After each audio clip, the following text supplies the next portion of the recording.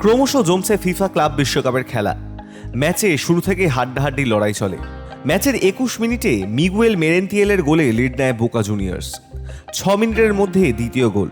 Corner থেকে বল পেয়ে নিখুঁত হেডে লক্ষ্যভেদ রদ্রিগো বাত্তাগ্লিয়ার। প্রথমার্ধ শেষ হওয়ার ঠিক আগেই নিজেদের বক্সে বোকা জুনিয়র্সের ডিফেন্ডার ফাউল করে বসেন বেনফিকার ক্যাপ্টেন নিকোলাস ওতামেন্দিকে। পেনাল্টি থেকে এক গোল শোধ করেন অ্যাঞ্জেল দি মারিয়া। তখনই লাল কার্ড দেখেন বোকা জুনিয়র্সের অ্যান্ডার হেরেরা। তবে নাটক জমে দ্বিতীয়ার্ধে। 71 মিনিটের মাথায় বলের দখল নিতে গিয়ে বোকা জুনিয়র্সের প্লেয়ার কোস্তার মাথায় আঘাত করে বসেন আন্দ্রে বেলোত্তি। প্রথমে হলুদ কার্ড দেখালেও পরে তাকে লাল কার্ড দেখান রেফারি। দুই দলই 10 জনে খেলতে বাধ্য হয়। 84 মিনিটে ম্যাচে সমতা ফেরান বেনফিকার ক্যাপ্টেন ওতামেন্দি। কর্নার থেকে হেডে গোল করেন তিনি।